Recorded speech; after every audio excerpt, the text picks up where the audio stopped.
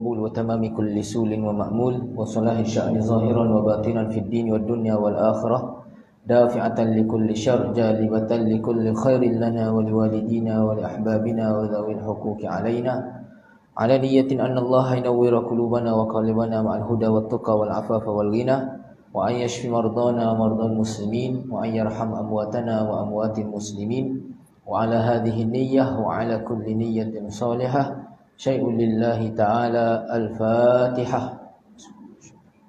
بسم الله الرحمن الرحيم. مالك يوم الدين. صراط الذين أنعمت عليهم.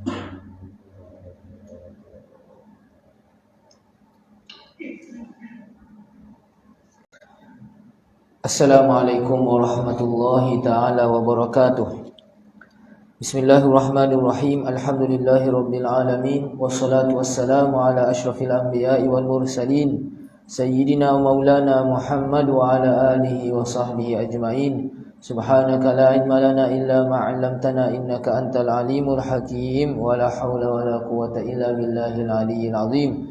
Rabbi shrah li sadri wa yassir li amri wahlul 'uqdatam min lisani yafqahu qawli. Nawaina at-ta'alluma wat ta'lim wat tadhakkura wat tadhkir wan naf'a wal intifa' wal ifadata wal istifadah wal hasa 'ala tamassuki bi kitabillah wa sunnati rasulih sallallahu alaihi wa alihi wa sahbihi wa sallam wa du'a ila al-huda wad dalalata 'ala al-khair ibtigha'a wajhillahi wa qurbihi wa mardatihi subhanahu wa ta'ala.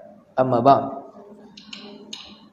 Alhamdulillah, bersyukur kita kepada Allah Subhanahu wa taala kerana pada malam ini Allah Subhanahu wa taala izinkan untuk kita sama-sama hadir ke dalam majlis ilmu untuk kita sempurnakan pembacaan kitab kita ni.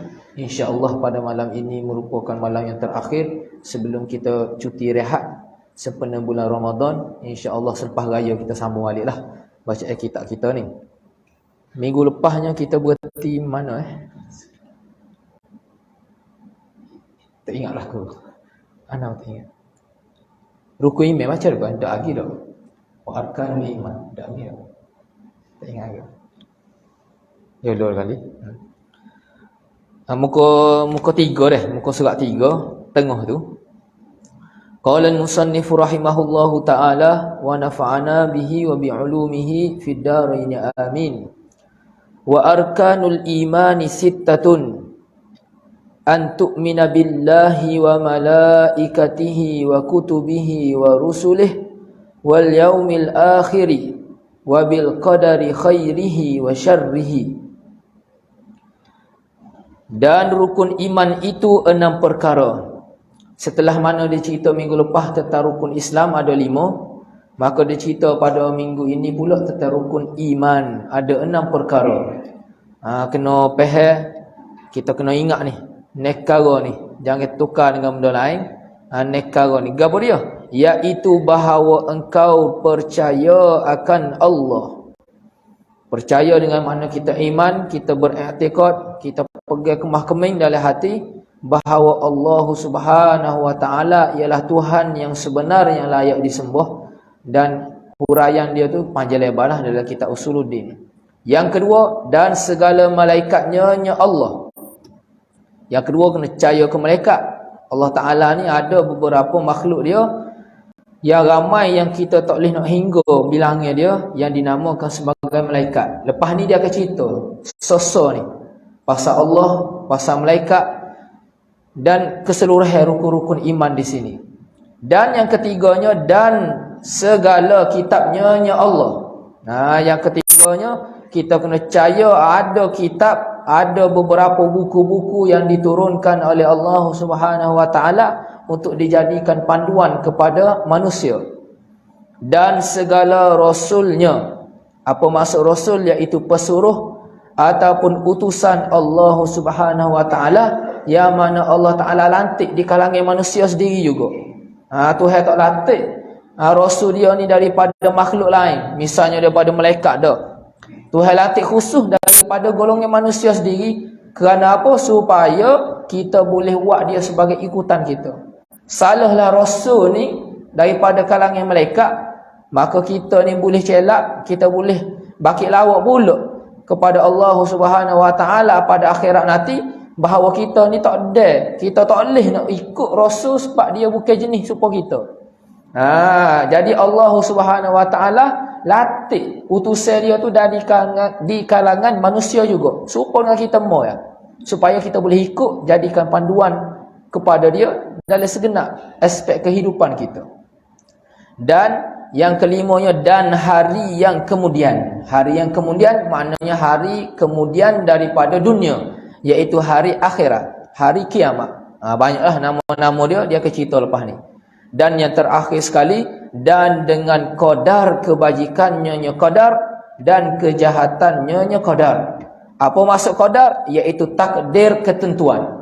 Tuhan ni ada dah qadar, takdir ketentuan kita ni. Ada kalanya benda tu baik, ada kalanya benda tadi tu jahat, buruk. Maka semuanya itu telah tertulis di dalam qadar, ketentuan Allah Subhanahu Wa Taala. Jadi kita kena percayalah segala benda yang berlaku ni semuanya atas takdir yang telah ditentukan oleh Allah Subhanahu Wa Taala. Maka di sini dia kata, dan wajib atasnya setiap mukallaf. Dan wajib atasnya tiap mukallaf, yakni atas kewajipan syarak. Wajib atas ni kita ayat dah minggu lepas. Maknanya ialah wajib atas jalan syar'i. Wajib di sini atas jalan syar'i, dan pula benda ni adalah fardu ain atas tiap mukallaf. Bahawa gapo dia kena tahunya? Bahawa mengetahui akan aqaidil iman. Apa maksud aqaid? Iaitu simpulan-simpulan iman. Iman ni ibarat jadi satu simpulan, yang mana ibaratnya bila kalau kita ikat tali, kita sipu tali, kita ikat tu biar kemah keming, tak boleh nak gogek, tak boleh nak kita nak ukar balik, tak boleh. Maka i'tiqad, pegangan hati kita tu serupa dengan simpulan tali tadi. Dengan makna kalau kita tanya seseorang orang Islam, percaya tak ke Tuhan, percaya tak ada Nabi Muhammad, maka kita ni percaya kemah keming. Kalau orang wis RM100, orang wis RM1000, kita tak gogek dengan kata yolo boleh jadi ke tidak? Tidak. Itu dengan maksud aqaidul iman. Jadi benda-benda yang berkaitan dengan perkara tadi ni, kita kena sipu kemah keming, jangan gogek. Kalau gogek tu kena kemah mula, kena sentiasa memperkemaskan aqaidul iman. Dan iaitu apa dia aqaidul iman? Segala sifat yang wajib bagi Allah. Kena tahulah gapo sifat yang wajib bagi Allah. Sifat yang wajib bagi dengan makna wajib di sisi hukum akal. Dia beza tu. Istilah wajib atas maknanya wajib secara syarak. Ada pun wajib bagi, hak ni wajib di sisi hukum akal. Hukum akal kata gapo? Kata wajib bagi Allah ada sifat-sifat dia. Dan yang mustahil atasnya Allah. Allah juga ada sifat-sifat yang tak layak bagi dia, yang mana kita tak boleh nak i'tiqad benda ni ada di sisi Tuhan. Dan yang ketiga, dan yang harus pada haknya Allah. Ada juga sifat yang harus, boleh Allah Ta'ala buat, boleh Allah Ta'ala tinggal. Dalam akal kita boleh terima, boleh jadi tak jadi. Pada akal kita benda ni pada sisi Allah Subhanahu Wa Ta'ala. Hak ni orang panggil benda-benda yang berkaitan dengan ilahiyah, ketuhanan. Tiga perkara ni kena tahulah. Ni bagi tahu sok mudah. Kita kemah ni hari ni. Dan segala sifat yang wajib bagi segala rasul alaihi wassalatu wassalam. Masuk dalam bahagian nubuat. Ada sifat-sifat yang mana akal kita ni putus bahawa benda ni mesti ada pada seorang rasul ataupun nabi yang dilantik oleh Allah Subhanahu Wa Taala. Kalau tak ada sifat ni, tak jadi dia ni nabi. Orang kata boleh jadi dia ni orang lain. Kalau nak jadi nabi mesti pak sifat ni. Dan yang mustahil atas mereka itu segala rasul alaihi wassalatu wassalam. Dan yang harus pada hak mereka itu. Jadi bagi nabi juga ada sifat wajib bagi dia, ada sifat mustahil bagi dia, yang kita tak terima akal benda ni ada di sisi nabi, dan juga ada yang harus pada hak mereka itu. Maka dia pun tegas sebutir-sebutir. Perkara yang wajib bagi Tuhan itu ada berapa? Maka dia masuk sini iterai kepada kita. Maka kata musannif rahimahullah, maka wajib bagi Allah Subhanahu wa taala 20 sifat. Wajib bagi Allah Subhanahu wa taala 20 sifat. Dengan makna wajib kita ngaji ada 20 sifat ni di sisi Allah Subhanahu wa taala, yang mana wajib kita ngaji secara tafsil, secara terperinci. Maksud secara terperinci maknanya kita kena tahu makna sifat tadi, begitu juga kita kena tahu dalil sandaran sifat tadi secara mana. Dua perkara ni ya. Hak ni ya tuntutan bagi kita terhadap 20 sifat ni. 20 sifat ni pula atas pendapat yang masyhur, yang mana mereka mengisbatkan ahwal, iaitu pendapat bagi Qadi Abu Bakar Al-Baqillani dan juga Imam Haramain Al-Juwaini, guru bagi Imam Ghazali rahimahullah, dan juga Imam As-Sanusi rahimahullah dalam kitab dia Matan As-Sanusiyah. Ni pendapat yang masyhur 20 sifat. Yang kita masyhur orang panggil ilmu sifat 20. Ni pendapat yang masyhur. Ada pun pendapat yang rajih, yang kuat di sisi Imam Abu Hasan Al-Ash'ari, dan inilah pendapat yang kuat, iaitu 13 sifat sahaja, iaitu mereka menafikan ahwal. Maknanya dia tak kira sifat-sifat maknawiyah. Ala kulli hal, dua-dua perkara ni masih lagi atas jalanan ahli sunnah wal jamaah, yang mana masyhur kita gelar sebagai Asy'ariyah dan juga Maturidiyah. Inilah ilmu 20 sifat yang mana masyhur di kalangan kita orang tanah Jawi, kita panggil ilmu sifat 20. Gapo dia? Kita baca laju-laju iaitu wujud. Allah mesti ada. Wujud dengan mana ada. Dan kidam, maknanya Tuhan ni sedia kala. Sedia kala dengan makna Tuhan ni tidak didahului dengan sesuatu perkara. Tidak ada permulaan bagi Allah Subhanahu wa taala. Dan yang ketiga, dan baqa. Tuhan ni kekal. Dengan makna Tuhan ni tidak diakhiri dengan sesuatu perkara. Ni selu-selulah ngaji kitab lain pula. Dia cerita sesuai yang sini. Dan mukhalafatuhu ta'ala lil hawadis, Tuhan ni menyalahi Allah Ta'ala bagi segala makhluk-makhluk dia. Tuhan tak serupa dengan makhluk-makhluk dia. Kita juga tak serupa dengan Tuhan. Dan qiyamuhu binafsih, Tuhan ni berdiri dengan diri dia sendiri, dengan makna Tuhan ni tidak berhajat kepada pencipta, begitu juga dia tak berhajat kepada tempat untuk dia tupai duduk. Tidak. Hal ni maksud bagi qiyamuhu binafsih. Ustaz Azhar ngajar dah sini dah, Faridah. Lama dah Ustaz Azhar ajar, ana rasanya padang hak tu dah. Dan wahdaniyah, iaitu Tuhan Esa. Maksud Esa dengan makna tidak berbilang-bilang. Tuhan ni bukan kata ada 2, 3, tidak. Tidak seperti mana iktikad golongan-golongan Nasrani dan juga Wathani. Mereka beriktikad ada banyak Tuhan kan. Orang Yahudi tidak. Orang Buddha, orang Hindu, dia kata Tuhan ada banyak. Ni semua kita nafikan dengan sifat wahdaniyah. Maka ini 6 sifat yang pertama. Maka ini 6 sifat. Habis. Next sifat disebut. Yang pertamanya itu, iaitu sifat wujud. Sifat nafsiyah. Ialah sifat nafsiyah. Nama bagi sifat wujud dikategorikan di bawah golongan sifat nafsiyah. Iaitu sifat yang dinisbahkan kepada diri dia. Bila kita kata ada, tak? Contoh orang kata, man ni ada dalam masjid. Orang akan tunjuk mana? Ke diri dia. Tubuh badan dia. Kita tak boleh nak tunjuk mana sifat ada pada tubuh badan kita. Tak boleh nak tunjuk mana. Jadi bila kita tunjuk, terkena kepada tubuh badan dia selalu dah. Kena kepada diri dia. Maka sebab itulah dinamakan wujud itu sebagai sifat nafsiyah. Dan iaitu sifat nafsiyah ialah wujud. Dan yang 5 kemudiannya itu bermula daripada kidam sapa kepada wahdaniyah, sifat salbiyah. Apa makna sifat salbiyah? Iaitu sifat yang dinisbahkan kepada penafian. Kita nak nafi kekurangan yang ada pada Tuhan Allah Subhanahu Wa Taala. Pada Tuhan, pada Allah kita nak nafi. Sebab itu bila mana kita terjemuh ataupun kita bagi maksud, bagi kidam misalnya, sedia kala. Hak tu bukan makna dia lagi. Kidam kalau kita terjemuh, kita kata sedia kala. Gapo makna dia? Maknanya tidak ada permulaan bagi Allah. Dengan makna kita nafikan ada mula bagi Tuhan. Maka kita terjemah kepada kekal. Apa makna kekal tu? Maknanya dia ni tak ada ngesuk, tidak ada pengakhiran. Tidak ada ni adalah makna bagi sifat salbiyah. Kita nak nafi. Contoh kita kata orang tu tinggi. Apa makna orang tu tinggi? Maknanya dia tidak rendah. Kita nak nafi ke dia ni bukan rendah, kita kata dia tinggi. Gitu ya. Hak ni termasuk dalam sifat salbiyah.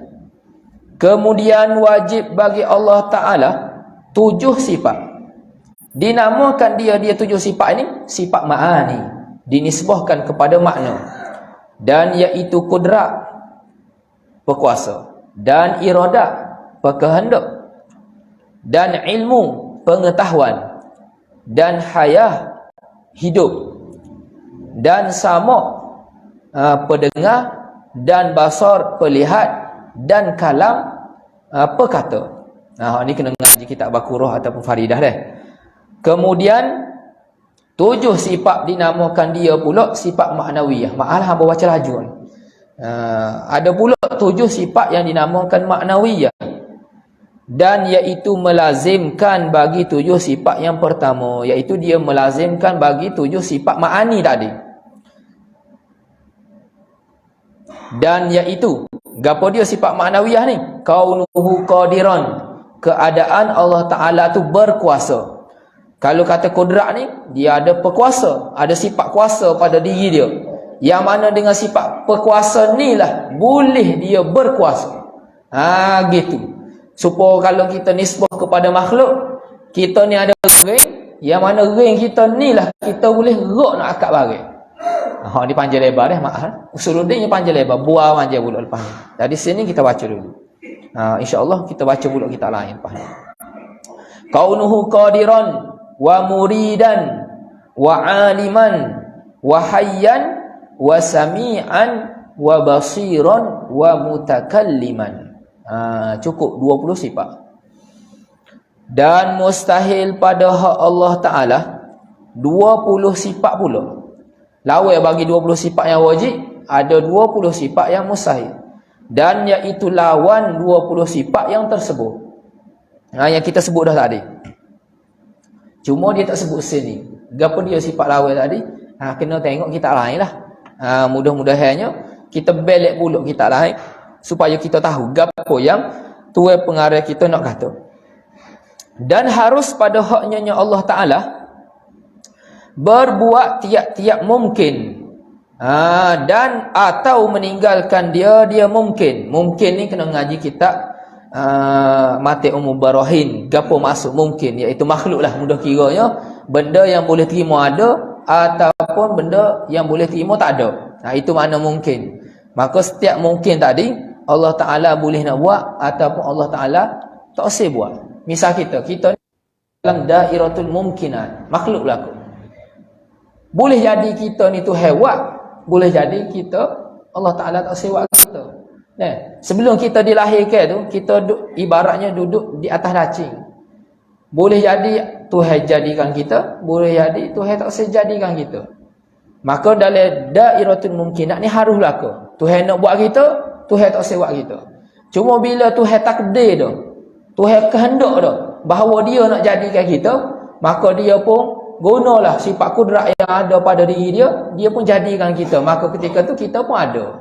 Maka ketika tu jadi wajiblah kita adanya. Dah ada depan mata kita semua ni.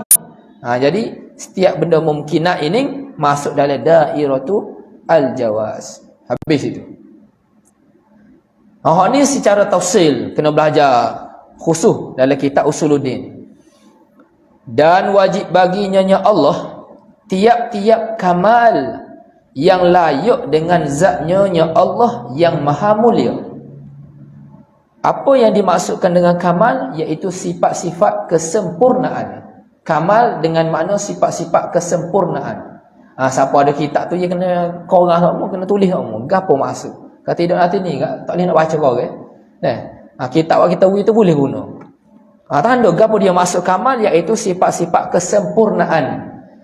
Sifat-sifat kesempurnaan ni pula yang layak dengan zat Allah Ta'ala, yang mana boleh menyebabkan dia ni kita kata dia ni Tuhan yang sebenar.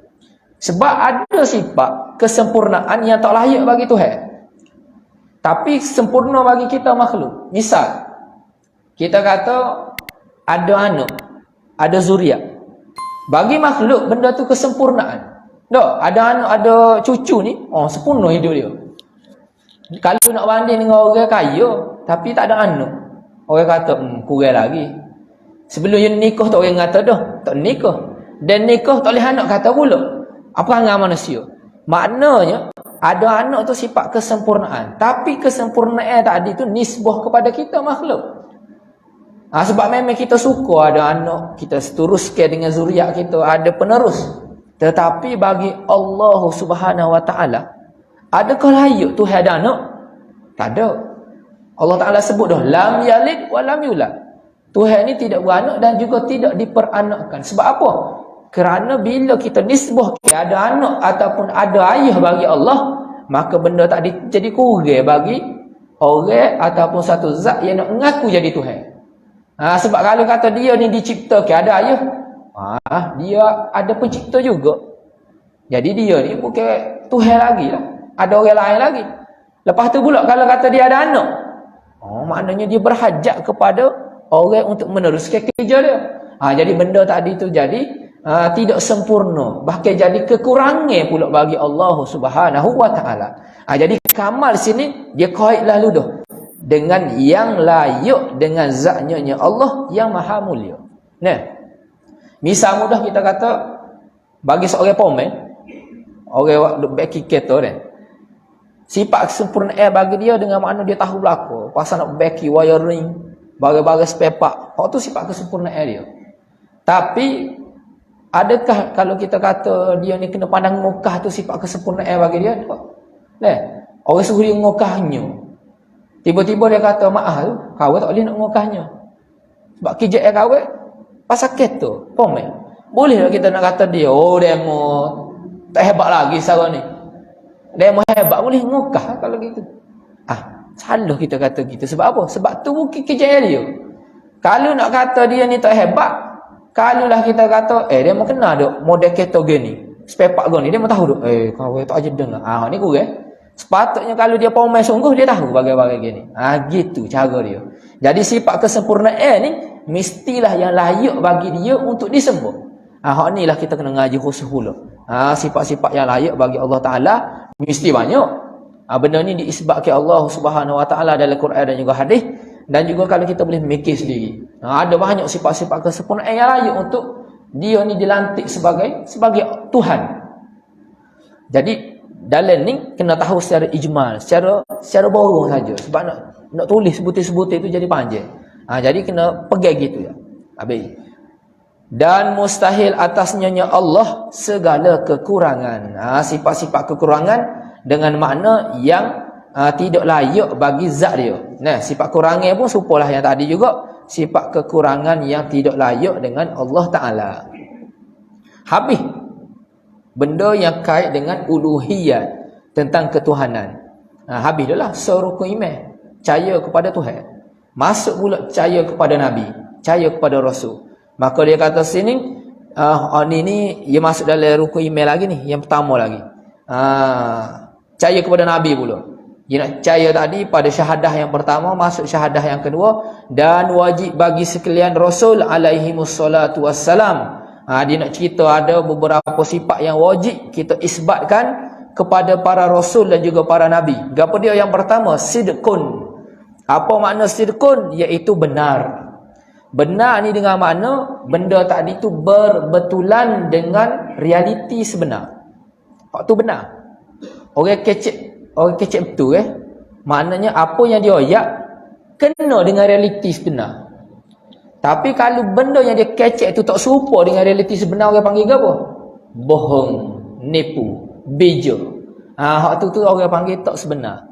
Jadi Nabi ni, gapo yang dia ucapkan, apa yang dia buat, semuanya menepati realiti sebenar. Apa yang Allah Ta'ala nak dan benda tadi tu berlaku. Hak tu Nabi sebenar. Nabi sama sekali tidak bohong. Bukan kata beja. Seperti kita, kalau ustaz misalnya, anak murid mai tanya masalah, kita tak tahu. Hai. Kalau kita oyak tak tahu, kata bodoh pula kita. Apa level kita sama-sama nak murid tak tahu. Jadi kita pun bijak oyak. Google sikit-sikit tu ataupun bijak sendiri. Hak ni orang panggil tak sebenar. Nabi sama sekali tak sebenar. Kalulah ada orang kafir musyrik ataupun orang zaman Nabi tu nak tanya sesuatu perkara pasal Allah, pasal benda-benda yang gaib misalnya, maka Nabi menyampaikan dengan apa yang Allah Ta'ala wahyukan kepada Nabi. Ma yantiqu anil hawa in huwa illa wahyun yuha. Nabi ni tak bertutur dengan sesuatu perkara melainkan dengan apa yang Allah Ta'ala wahyu saja. Jadi Nabi sama sekali tak kira ayat sesuatu perkara yang tak serupa. Misalnya dalam kisah Isra' Mi'raj. Dalam kisah Isra' Mi'raj, bila Nabi balik daripada Baitul Maqdis, orang kafir musyrik tak percaya Nabi ni pergi ke Baitul Maqdis. Naik langit sama telah lah. Jadi gapo soalan dia nak tanya Nabi? Dia tanya ada berapa tiang di Masjidil Aqsa. Kalau kita gederak kan, kita kira tu tiang masjid ni ada berapa tiang kita tak tahu. Kita gederak, kita tengok belakang tu. Jadi kalulah orang tu bijak. Ya bijak dia kata ada berapa.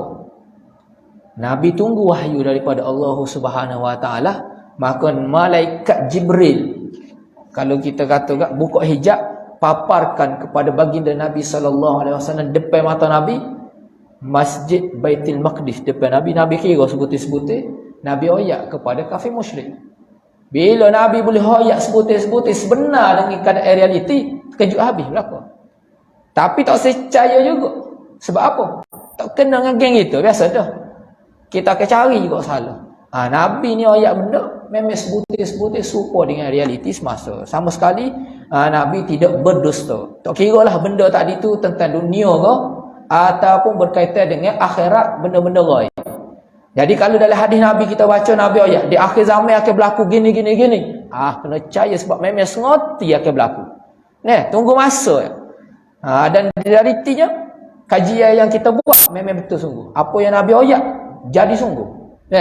Maka sebab itu kalau kita tengok saintis-saintis, profesor-profesor orang kafir, bila dia kaji Islam, dia kaji Quran, kalau dia kaji sungguh, dia akan satu hati, dia akan tahu kebenaran, dia masuk Islam. Memang ramai masuk Islam. Kalau dia cari itu benda realiti, dia cari benda yang sebenar. Tapi kalau dia nak cari salah Islam misalnya, sekadar nak buat tesis, dia tak temu benda yang sebenar. Itu sifat pertama, aman sidqun, benar Nabi. Bila kita cara sifat-sifat ni, maknanya kita sebagai umat Nabi pun kena terah juga berperangai dengan sifat-sifat Nabi. Janganlah kita tahu dah Nabi ni benar, kita perangai beja, bohong sai, janji lipat semata. Ni kurang sikit. Lebih-lebih lagi kita ni pelajar-pelajar agama. Janji dah kata, beres malam ni kita mari. Kita tengok duk kedai kopi, tak ingat-ingat apa pak kita. Sengaja nipu kita tak jadi. Benar. Dan yang kedua, amanah. Gapo masuk amanah? Diterjemah dulu, iaitu kepercayaan. Kepercayaan. Gapo maksud ataupun makna kepercayaan? Orang yang kita percaya dengan makna dia tak buat sama sekali benda yang dilarang. Hak ni masuk orang amanah, orang yang kita percaya. Dia tak buat benda yang ditegur. Misalnya kita ni diberi tanggungjawab. Orang suruh buat gini, mesti ada larangnya dia. Kita kata Anawi bagian ni kata, tak pergi. Kalau kita tak amanah, kita buat benda tegahan ke apa? Kita pergi korang, kita pergi jual, maknanya benda tu tidak amanah. Kita tidak pergi apa yang orang wish kita. Honing sama telah mustahil bagi Nabi. Nabi ni orang kepercayaan. Nabi sama sekali tak buat benda-benda yang ditegah, sama ada benda tadi tu makruh ataupun khilaful aula. Kalulah Nabi buat juga pada pandangan kita. Misalnya dalam satu hadis disebut bahawa Nabi pernah kecil diri. Kita makruh dalam mazhab kita kecil diri ni makruh. Makruh kita kecil diri. Tiba-tiba kita dengar dalam satu hadis Nabi pernah kecil diri. Ketahuilah perbuatan Nabi ketika itu bukan benda makruh. Tetapi hukumnya adalah wajib bagi Nabi. Sebab apa? Supaya mengajarkan kepada umat. Supaya umat tahu, benda ni syarak tak suka. Benda ni makruh hukumnya. Perbuatan Nabi tu hukumnya adalah wajib. Jadi Nabi sama sekali tak buat benda makruh. Dengan makna Tuhan tak suka, Tuhan ayat dah Nabi Tuhan tak suka benda ni, tiba-tiba Nabi buat. Sama sekali tidak. Sebab itu bila berlaku banjir besar di Mekah, orang-orang musyrik nak letak semula Hajarul Aswad. Siapa dia cari?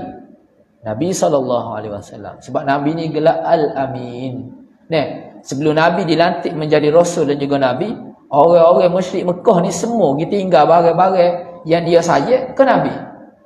Nak pergi jalan mana-mana, misalnya dia ni nak pergi bermusafir ke Baitul Maqdis, nak pergi nego, maka barang-barang dalam rumah dia ni banyak, harta benda. Nak tinggal saja-saja gini bahaya. Nak suruh pekerja dia jaga, tak agak mana lagi supaya kita ada orang gaji rumah dia. Mikir juga, boleh percaya ke dia ni? Takut-takutnya buh dalam beg ke apa, lari tu beg. Jadi dia bawa pergi jumpa Nabi, barang-barang yang dia saya tinggal Nabi. Jadi rumah Nabi ni dalam satu hadis disebut dalam riwayat sirah penuh dengan barang-barang orang-orang Mekah lah tu. Tinggal Nabi. Sebab itu sebelum Nabi berhijrah, Nabi pergi habis barang-barang yang ada di rumah Nabi, tinggal mula ke tuan-tuan dia. Sebab apa tu? Nabi ada sifat kepercayaan, amanah. Maknanya dalam setiap hukum hakam syarak, bila mana Allah Ta'ala wi kepada Nabi, Nabi amanah. Nabi sama sekali tak orang panggil pecah amanah. Istilah kita lah ni pecah amanah. Misalnya Allah Ta'ala ayat, benda ni boleh buat. Kalau kita ni amanah, kita koyak sungguh. Tapi kalau kita tak amanah, kita seleweng pula benda lain. Kita seleweng. Kita kata boleh buat ataupun tak boleh buat, ikut suka hati kita, maka benda ni mustahil bagi Nabi. Wajib Nabi ni ada sifat kepercayaan. Dan yang ketiga, fatanah. Apa maksud fatanah? Artinya cerdik dan bijaksana. Maknanya cerdik dan bijaksana ni dia tak bebal, dengan makna dia ni boleh mematahkan hujah pihak lawan. Ada orang kafir musyrik berhujah dengan Nabi. Seorang Nabi mesti dia pandai strategi dalam mematahkan hujah-hujah pihak lawan. Ni kalau kita buang asal kita, orang kata gini, kita pun tak boleh nak balas. Tak boleh kata hujah. Tika tu tak cerdik mana. Tak cerdik mana lagi. Nabi sama sekali tidak bersifat dengan sifat bebal, bodoh ke apa ni, tidak. Mana bodoh kan orang suruh gigi. Orang tak boleh gigi, tak gigi juga. Jadi ikut semata kita tidak. Nabi ni cerdik. Nak lawan hujah dengan orang kafir musyrik pun Nabi boleh. Begitulah nabi-nabi yang lain pun serupa berlaku. Dan yang terakhir, tablighu ma umiru bitablighihi lil khalqi. Tabligh ma umiru bitablighihi lil khalqi. Apa maksud dia? Artinya menyampaikan barang yang disuruhkan mereka itu rasul, dengan menyampaikannya barang bagi segala makhluk. Setiap rasul ni, setiap nabi, ada benda yang Allah Ta'ala suruh dia sampaikan kepada makhluk, maka dia sampaikan. Sebab wahyu ni bagi tiga. Ada benda yang Allah Ta'ala suruh Nabi sampaikan, maka Nabi wajib sampaikan. Ada yang Allah Subhanahu Wa Ta'ala tak sewi sampaikan sama sekali. Benda ni hanya untuk Nabi tu yang tahu. Benda-benda yang gaib misalnya, Nabi yang tahu. Jadi kita tak tahu gapo rahsia Nabi dengan Allah. Ada yang kedua. Kategori yang ketiga, ada benda yang Allah Subhanahu Wa Ta'ala bagi kepada Nabi, dan Allah Ta'ala beri keizinan kepada Nabi boleh pilih nak sampaikan ataupun tak usah sampaikan. Misalnya Nabi tahu siapa di kalangan para sahabat dan juga orang-orang sekeliling Nabi yang mana benar-benar beriman, ataupun orang ni orang yang munafik. Nabi tahu. Dan Nabi ada senarai tersebut. Dan Nabi pilih untuk sampaikan bukan kepada semua sahabat. Nabi pilih beberapa orang sahabat, antaranya kepada siapa dia? Huzaifah Al-Yamani misalnya. Dia yang tahu. Dia yang tahu senara orang-orang yang munafik. Sebab itu Sayyidina Umar Al-Khattab radhiyallahu taala anhu, bila mana wafat Nabi, zaman dia jadi khalifah, bila mana dia nak pergi semaya jenazah, dia akan tengok dulu Huzaifah ni pergi semaya ke tak? Kalau lah kata dia tak pergi semaya, maknanya orang ni bukan orang beriman, sebenar-benar beriman, dia orang munafik. Maka Umar tak pergi. Sebab dia yang tahu senara tu yang mana Nabi bagi kepada dia. Jadi ada special yang ada pada sahabat tertentu. Habis. Nabi sama sekali tak disipen Nabi. Bukan kata susu. Misalnya kalau kita belajar marketing kita pergi kelas. Tok guru kita, tok coach kita benda-benda rahsia. Faedah-faedah rahsia, tips-tips rahsia yang mana benda ni berharga. Kita nyapa korang tu. Lambat lagi nak kongsi apa? Nak share korang lambat, tak ui. Jadi hak ni orang panggil ada kitman, ada sembunyi kan. Nah, sepatutnya kita ayat korang boleh sebar-sebar tapi kita senyap. Hak ni sama sekali Nabi sama sekali takkan sembunyikan. Sekiranya ada kesalahan yang mana Allah Ta'ala tegur Nabi, maka Nabi akan sebut juga. Misalnya dalam surah Abasa wa Tawalla. Kisah yang masyhur Nabi dengan sahabat iaitu Abdullah bin Ummi Maktum. Dia nak soal Nabi, nak tanya Nabi satu masalah, tapi Nabi ketika tu tengah sibuk nak menjawab soalan-soalan daripada pembesar-pembesar Quraisy Mekah. Nabi tak paling dia. Maka itu ada satu kesalahan yang mana kekuranganlah dari satu sudut. Maka benda ni ditegur terus oleh Allah Subhanahu Wa Taala. Nabi tak sipit. Kalau kita tahu dah malaikat Jibril ayat kita sore ya. Kalau ayat gini jatuh follower hamba. Kita tahu dah kita salah. Kalau ayat gini jatuh, orang pun akan lari kepada kita. Mesti kita tak nyapa. Tapi Nabi ni sama sekali tidak. Nabi sapa juga. Sebab benda tadi tu benda yang sebenar. Hakikat bagi Allah Subhanahu Wa Taala, maka Nabi sampaikan juga. Ni sifat-sifat yang wajib bagi Nabi.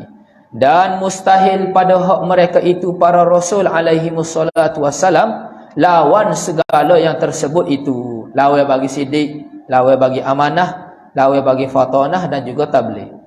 Habis. Dan harus pada hak mereka itu para Rasul tadi barang yang ada ia barang daripada perangai manusia yang tiada membawa kepada kekurangan pada martabat mereka itu para Rasul yang maha tinggi. Misalnya dia kata seperti sakit dan seumpamanya. Habis sifat wajib, sifat mustahil, dia masuk sifat haru. Benda ni boleh Nabi buat, boleh Nabi tak buat. Gapo dia kata barang yang ada ia barang, maknanya sifat-sifat lah, perangai-perangai.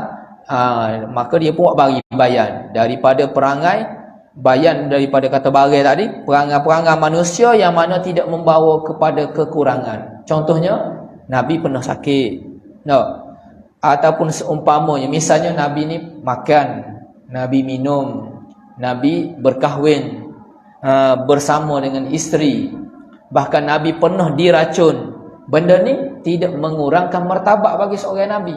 Ada pun sifat-sifat yang mengurangkan martabat bagi seorang Nabi, yang mana sifat tadi ataupun perangai tadi boleh menyebabkan orang koh lari pada kita.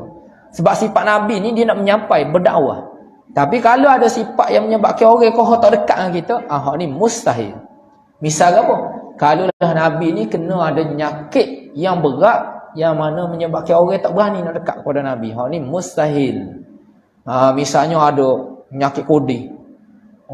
Habis tobik ulak kau gapo menyebabkan orang tak berani nak mari kita.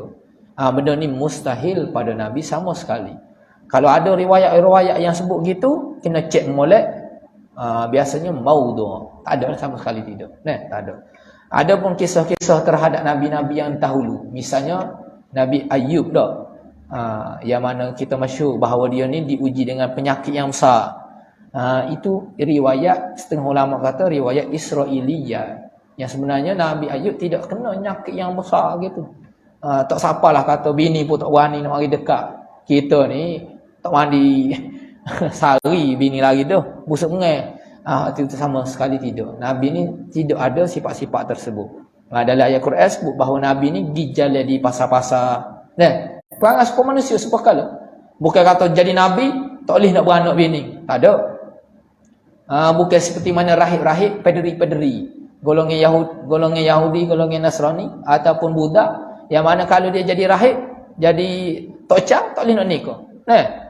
benda ni menyalahi fitrah manusia. Tidak. Nabi serupa dengan manusia-manusia lain, sekiranya benda tadi tidak mengurangkan martabat sebagai seorang nabi dan juga rasul. Habis.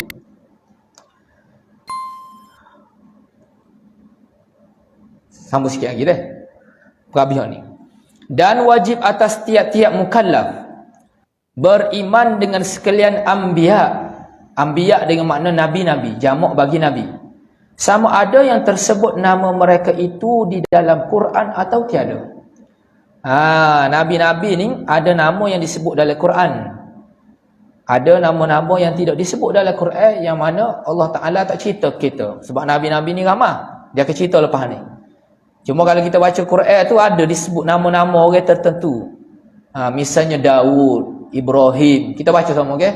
Wa isqala Musa. Kita jumpa Nabi Musa. Firaun, Nabi ke? Ada, tengok apa ni disebut.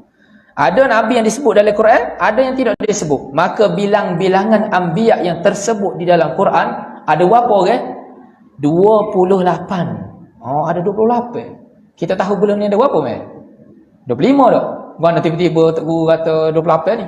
Yang tambah siapa lagi 3 ni? Sudah. Lagu mana ni?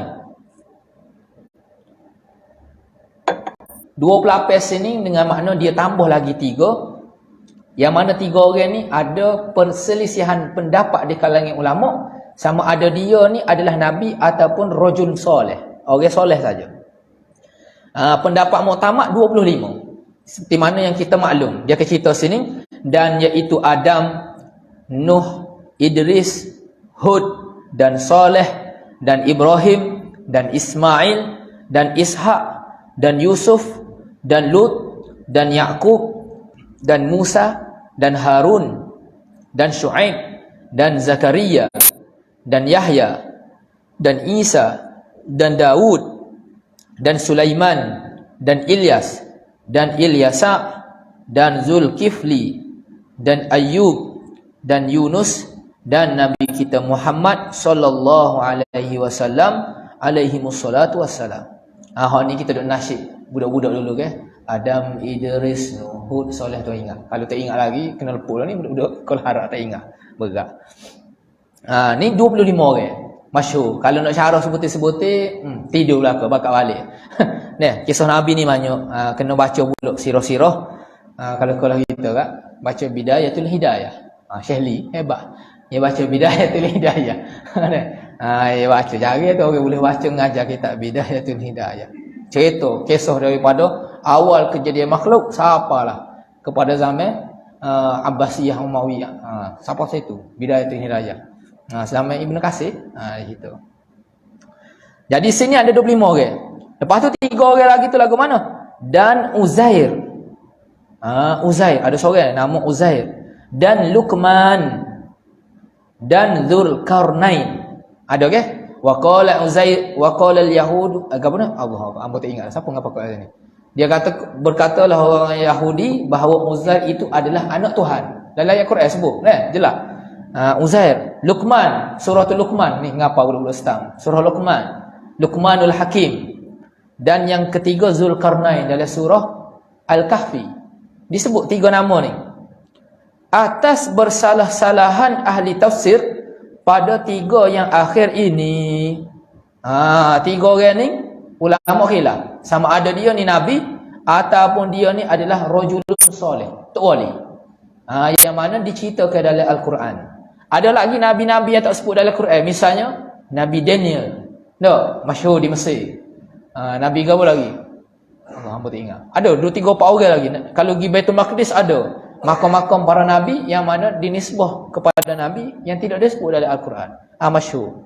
Ni disebut dalam Quran 25, tambah lagi 3 yang khilaf di kalangan ahli tafsir. Kata setengah ulama, wajib diketahui segala yang tersebut itu. Kita wajib kena tahu ni 25 orang, 28 orang ni.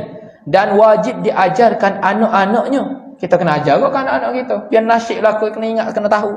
Bila kata sebut nama Nabi Musa, sebut nama Musa, kita tahu lah. Nama ni nama Nabi. Bukan orang sebarangnya. Takut-takut ada orang kafir duk cerita pasal Musa ke Ibrahim ke. Dia kena tahu. Benda-benda ni berkaitan dengan anbiya. Dan isterinya.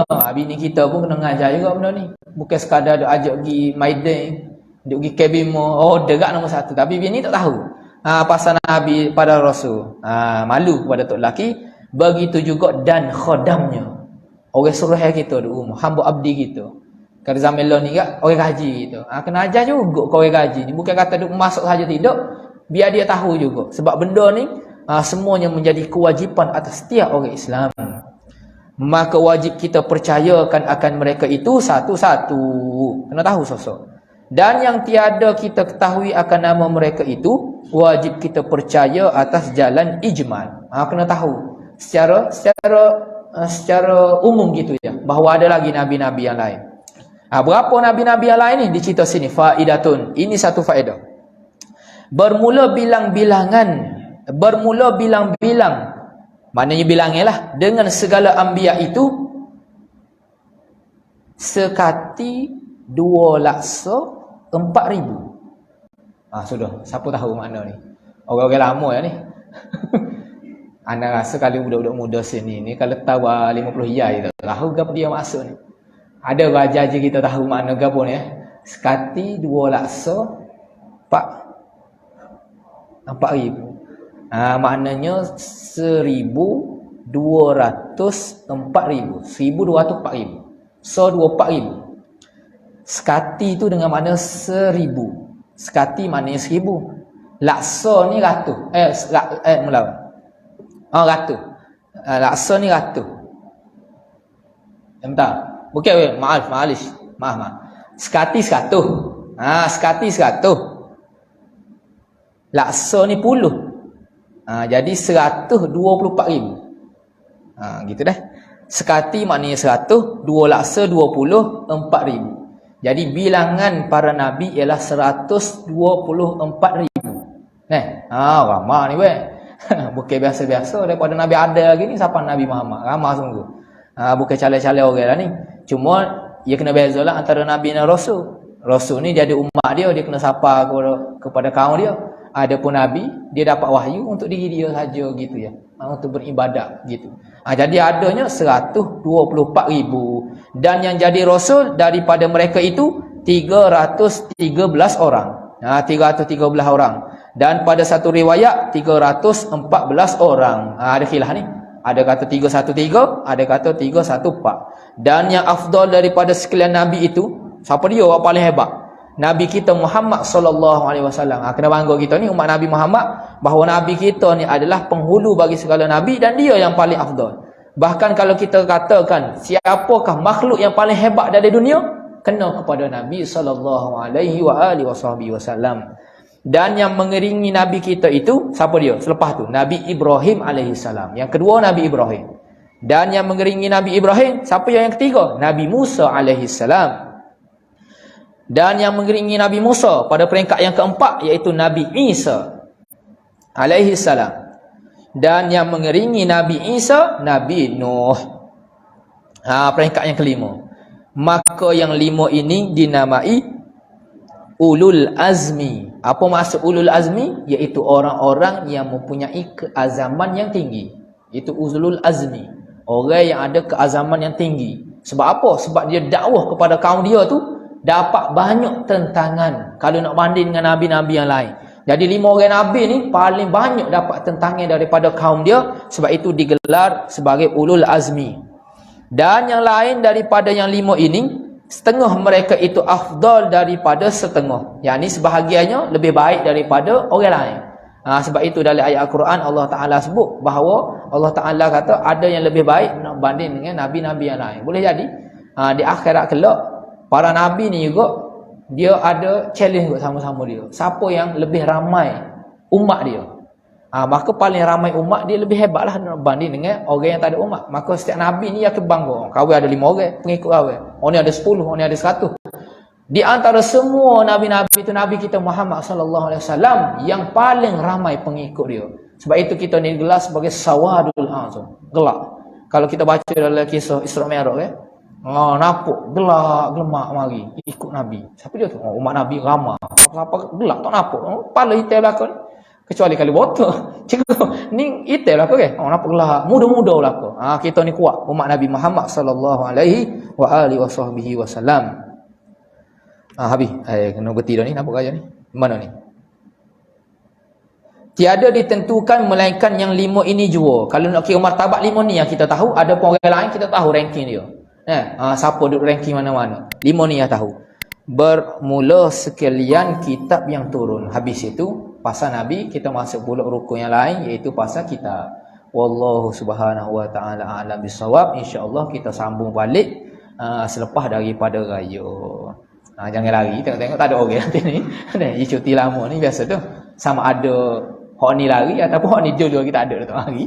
Tak ada kata apa. Wallahu a'lam bisawab. Segala yang baik datang daripada Allah, yang kurang itu datang daripada hamba sendiri. Minta maaf banyak-banyak sepanjang perkongsian di sini. Salah silap, terasa bahasa, terasa hati ke apa, minta maaf banyaklah. Semoga kita dapat menjalani bulan Ramadan yang akan tiba bulan minggu depan ni dalam keadaan penuh semangat dan juga lebih baik daripada tahun-tahun yang sebelumnya. Semoga kita dapat kekuatan untuk beramal ibadat dalam bulan Ramadan kali ni. Biar panjang umur penuh dengan keberkatan. Kalau kata umur kita pendek pun, biar dalam penuh keberkat lah. Mati dalam husnul khatimah. Ni yang edok. Tahun ni kau berat pada tahun lepas. PKP ni berat dah. Ni berat pula. Jangan. Sepatutnya lepas PKP ni kau kemah kita. Ni kau berat. Na'udzubillahi min zalik. Wallahu subhanahu wa ta'ala a'lam bisawab wa ilmuhul atam. Bismillahirrahmanirrahim. Alhamdulillah wassalatu wassalamu ala Rasulillah wa ala alihi wasahbihi wa mawalah. Rabbana atina fid dunya hasanatan wa hayyi lana min amrina rasyada. Allahumma shfi mardana wa mardal muslimin warham amwatana wa amwatil muslimin. Ya Allah, sembuhkanlah orang-orang yang sakit di kalangan kami dan juga rahmatilah orang-orang yang telah pergi di kalangan kami. Rabbana atina fid dunya hasanah wa fil akhirati hasanah wa qina adzabannar. Sallallahu ala sayyidina Muhammad wa ala alihi wasahbihi wasallam. Walhamdulillahirabbil alamin.